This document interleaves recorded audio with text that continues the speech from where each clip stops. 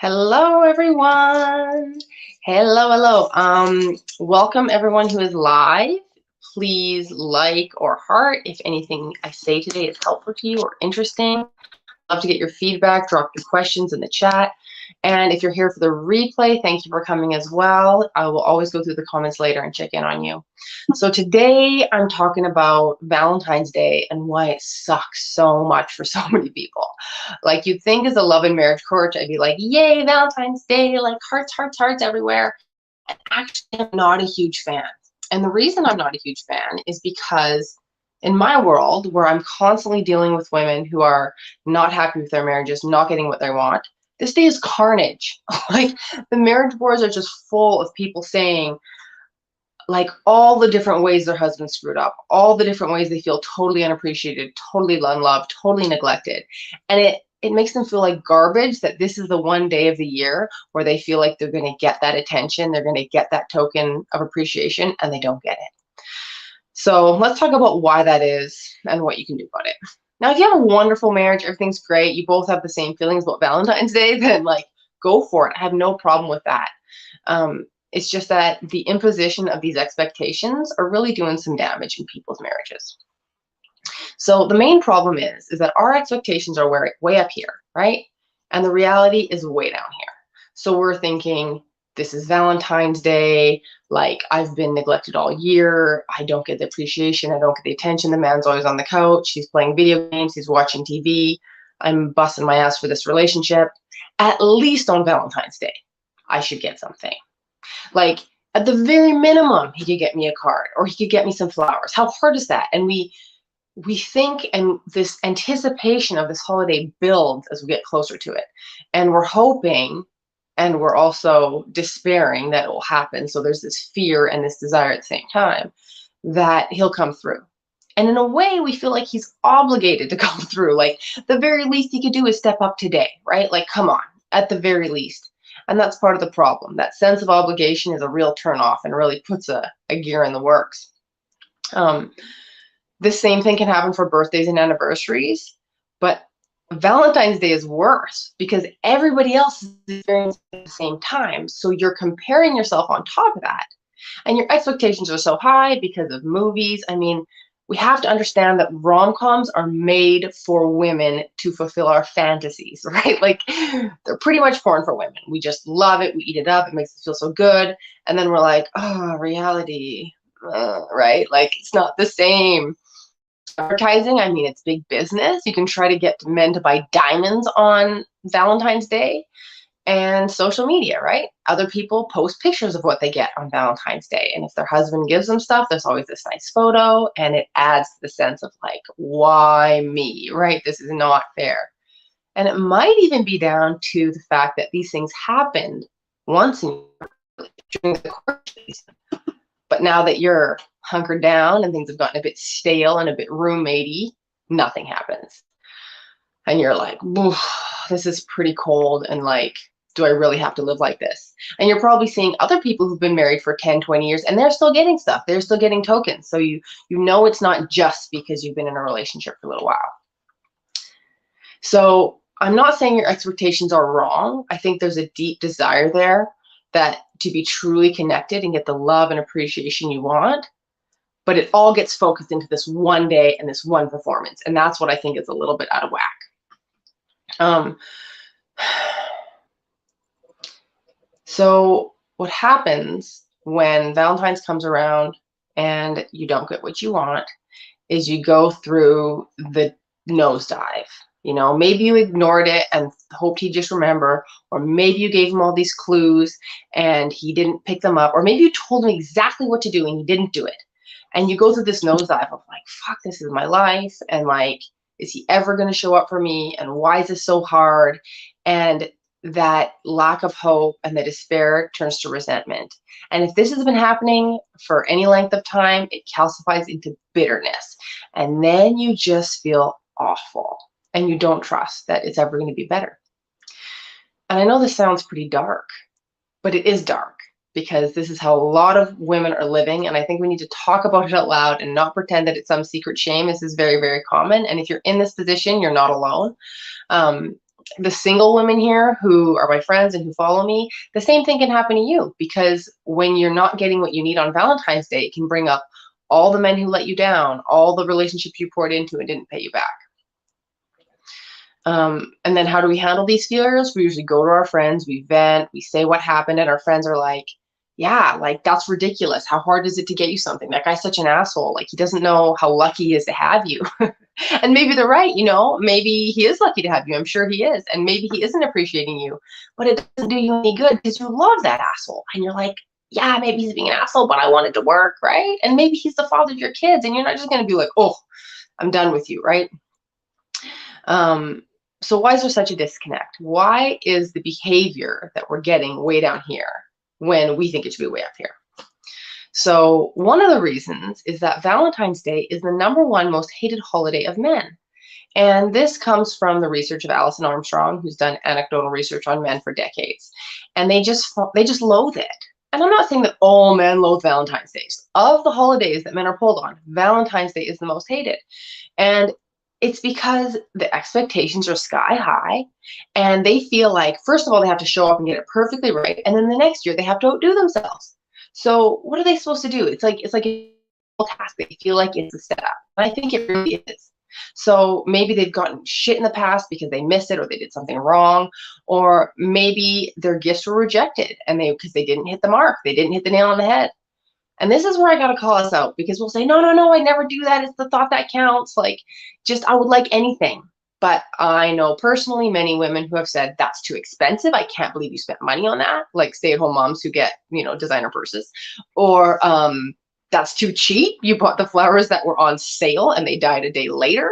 Or that's not my style. You don't even know me. Or that's not what I asked for. Like, we are notorious for rejecting gifts when they're not quite right. And so men are getting this message of, I can't win at this game. It's kind of rigged. I'm not going to try. But that's not the end of it, because this particular man you're dealing with might be very willing to give you the world, but the state of your relationship has him totally shut down. So this is because Valentine's Day has this energy of obligation. Like, man, you have to, or you'll be in the doghouse because your wife's waiting on you. And this has this like should, like school marmy mama energy, which is a massive turnoff. And honestly, any self-respecting man will resist this energy at all costs, because he wants to do everything for you out of the goodness of his heart. He wants to do it because he loves you, because he's inspired to do it, because it feels good to make you happy. But if there's any energy of doing it to avoid your displeasure, it's not love. This is just kowtowing. This is just fear, right? He doesn't want to get in the doghouse. And once that creeps into your relationship, it will erode the man's attraction to you and love for you in a big way. So men are actually protecting that love by not doing things for you out of obligation. I actually recognized this in my marriage, because I was whining and complaining a lot in my early days about not getting what I wanted.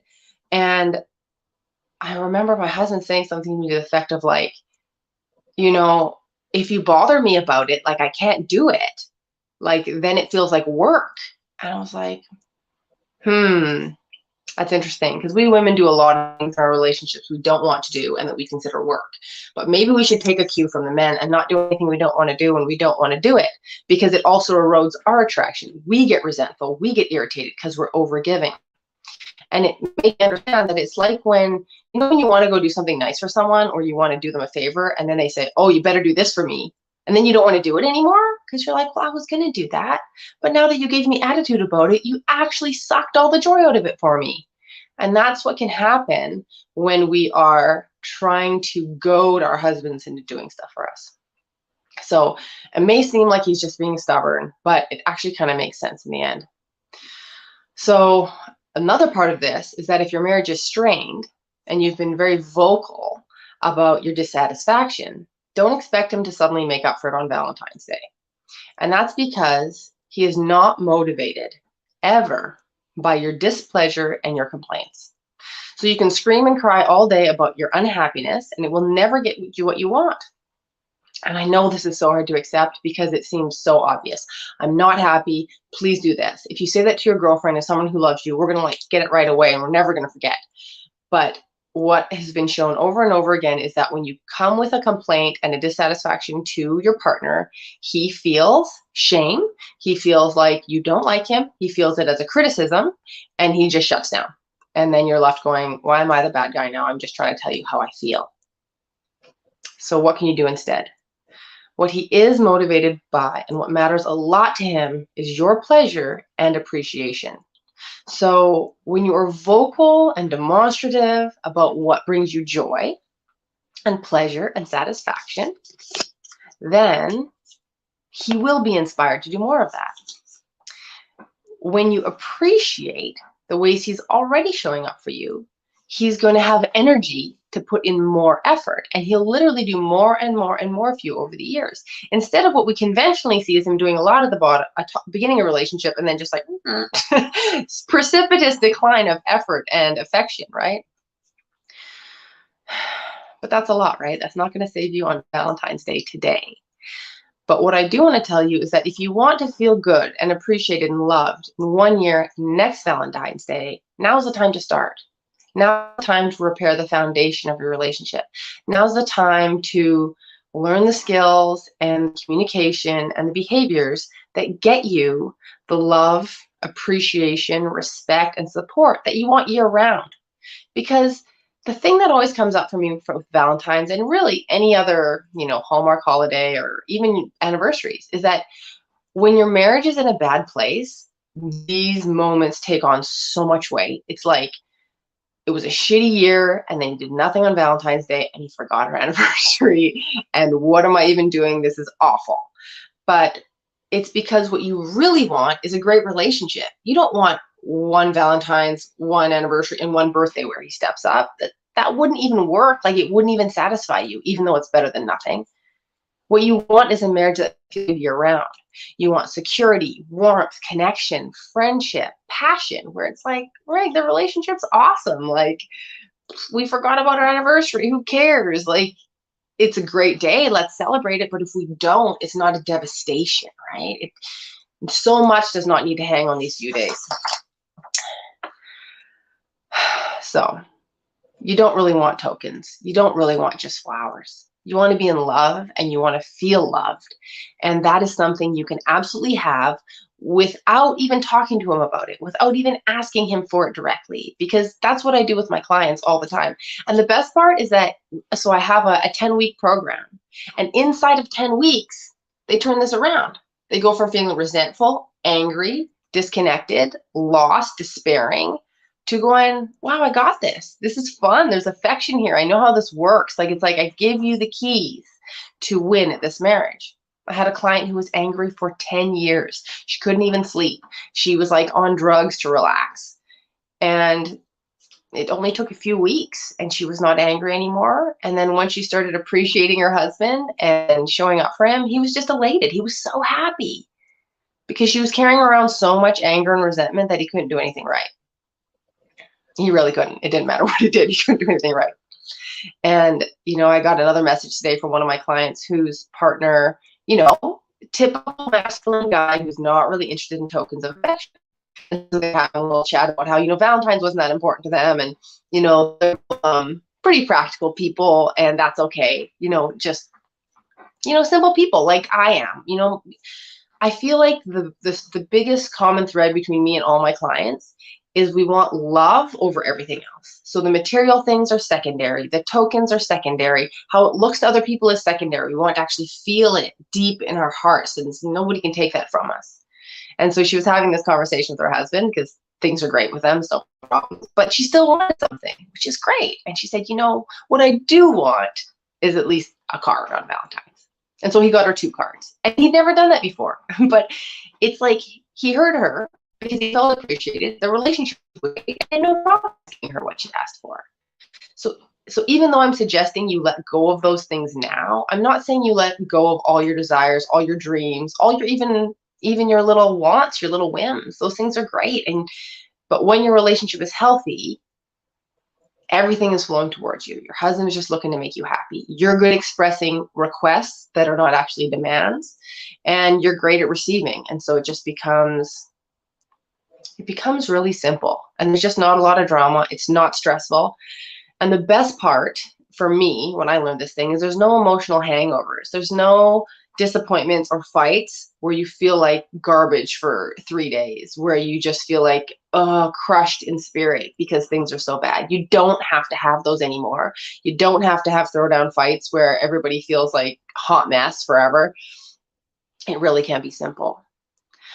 And so this Valentine's, if things are awful and you feel terrible, consider that a wake-up call. Like, you don't have to go on like this for any more length of time. It really is most of the time something that can be fixed quite simply and easily. And of course, I always want to say, if your partner is abusive, if there's major addiction or mental health issues that are untreated, then all bets are off. I can't really tell you what will happen. I'll still talk to you and help you make that call. But in your usual marriages, it's not really that complicated as much as some people will say it is. So that's what I've got for today. It's been so great to share this time with you and talk about the holiday of love and all the hoopla and devastation that goes along with it. And if you enjoy this, please leave a comment or like, share it with your friends, and feel free to reach out to me if you'd like to know what it's like to work with me. Have a great evening. Bye-bye.